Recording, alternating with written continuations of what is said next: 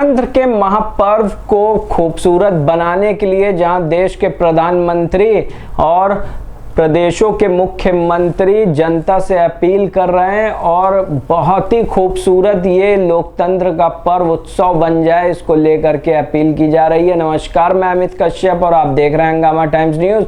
लोकतंत्र के इस पर्व को और खूबसूरत बनाने के लिए राजेश यादव समाज सेवक ने जनता से अपील की है। वहीं खास जोर डाला है युवाओं के ऊपर कि सबसे अपनी प्रिय अगर सरकार चाहते हैं तो पहले मतदान करें, फिर जलपान करें। तो वहीं पर इसी सीरीज में आपको हम बता दें कि एकता गुप्ता हंगामा times news chief sub editor ने उनसे खास बातचीत की और जाना कि आखिरकार लोकतंत्र का ये पर्व और खूबसूरत किस तरह से बन सकता है, जहां शासन प्रशासन भी पुरजोर प्रयास कर रहा है कि ज़्यादा से ज़्यादा मतदान हो और आम जनता की पसंदीदा सरकार बन सके। आइए डालते हैं उत्तर प्रदेश की राजधानी की इस खबर पर नजर। नमस्कार, मैं एकता और आप देख रहे हैं हंगामा टाइम्स न्यूज़। लोकसभा चुनाव की डेट जो है डिक्लेयर हो गई। 20 मई को चुनाव है लखनऊ में, लेकिन इस बार बहुत से ऐसे युवा होंगे जो पहली बार अपना वोट देने जाएंगे।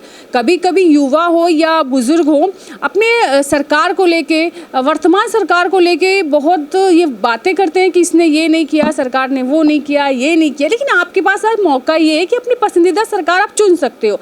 यानी कि आपका एक वोट इतना इम्पॉर्टेंट होता है, इतना महत्वपूर्ण होता है कि राजा को रंक और रंक को राजा बना सकता है। एक वोट आपका एक लगता है तो 100 हो सकता है, वो 1000 हो सकता है।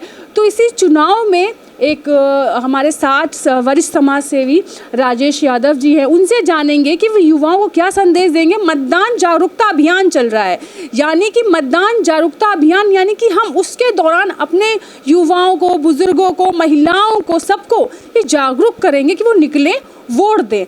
पिछली बार से ज़्यादा इस बार वोट मिले।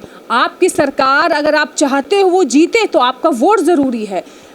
इस जो मतदान जागरूकता अभियान है, इस बात को लेकर सभी सरकारों की सोच एक होती, जहां होती तो नहीं किसी मामले पर, इसमें होती है। उनका कहना यही है कि सभी निकले, वोट दे। और जो पुराना स्लोगन चल रहा है, भाई पहले मतदान फिर जलपान, हम कहेंगे हम जलपान भी हो, मतदान भी हो, सब साथ में हो, लेकिन होना ज़रूरी। आज हमारे साथ हमारे मेहमान राजेश यादव जी हैं। सर से पूछूंगी, सर आपका स्वागत है हंगामा टाइम्स में। इस बार से चुनाव की क्या तैयारियां चल रही हैं? युवा कुछ ऐसे हैं जो पहली बार मतदान देने जाएंगे, कहीं ना कहीं मतदान लाइनों में युवा कम दिखते हैं और बहुत से 70 साल के, 75 साल के, 100 साल तक के लोग जाते हैं मतदान देने। सर किस तरह से देखते हैं सर ये वाला चुनाव? मेरी अपील है विशेषकर युवाओं से, जिस तरीके से युवा होली, दिवाली और दशहरा में निकलते हैं और पर्व को मनाते हैं, उसी तरीके से मतदान पर्व को भी मनाएं। क्योंकि जो शक्ति होती है चुनाव में, वो वोट की शक्ति होती है और वोट की शक्ति से चुनाव होता है और चुनाव देश की दिशा और दशा दोनों को बदल सकता है। और युवा किसी भी देश का, देश की धड़कन होता है। और लोग कहते हैं कि धड़कन अंतरात्मा की आवाज़ होती है। तो अंतरात्मा की आवाज़ को अगर सुनना है तो नौजवानों को वोट देने के लिए आगे आना चाहिए। और मुझे लग भी रहा है कि तमाम विषम परिस्थितियों में, जो आज की विषम परिस्थितियाँ हैं, उसमें देश का युवा बढ़ चढ़ कर हिस्सा लेगा। और मेरी अपील है युवाओं से कि बढ़ चढ़ कर हिस्सा लो और अपनी मनपसंद सरकार बनाओ। आपकी मनपसंद सरकार आपको रोज़गार देगी, आपके सपनों को साकार करेगी। अगर युवा सपने देखता है, वो चाहता है कि हमारे भारत में, हमारे देश में वो सब हो जो विदेशों में, या वो जो चाहता लाना, तो वो अब वो बुज़ुर्ग या वो लोग नहीं कर सकते जो रिटायरमेंट में है। लेकिन आप उस पढ़ाई के दौरान शिक्षा जो आपको मिली है, उससे आप अपने देश को, अपने परिवार के साथ, अपने मोहल्ले को, ज़िले को बदल सकते हो। तो उसके लिए आपको वोट देना होगा, वोट ज़रूरी है। और मैं सर से एक आखिरी सवाल ये पूछना चाहूँगी सर, कभी कभी रैली में तो बहुत युवा दिखते हैं, बाइक पे दिख रहे हैं, गाड़ियों पे दिख रहे हैं, लेकिन जब आती है बात सर चुनाव की, या वोट देने की, या इसको प्रचालित करने की कि नहीं इस बार अब वोट का समय आया, सबको वोट देना है, तो सर कहीं युवा पीछे दिखता है? वो मैंने बताया ना कि जब तक राजनीति की शक्ति युवाओं में नहीं पहुंचेगी, और आप देखिए कि जिसने दुनिया में राज किया उस देश का प्रधानमंत्री एक भारतीय है। आदरणीय सुनक जी अगर ब्रिटेन के प्रधानमंत्री बन सकते हैं, जहाँ कहते थे कि कभी ब्रिटेन के राज में अंधेरा नहीं होता है, कहीं न कहीं उजाला रहता है, तो सुनक बनकर, महात्मा फूले बनकर, बुद्ध बनकर राजनीतिक परिवर्तन करना पड़ेगा।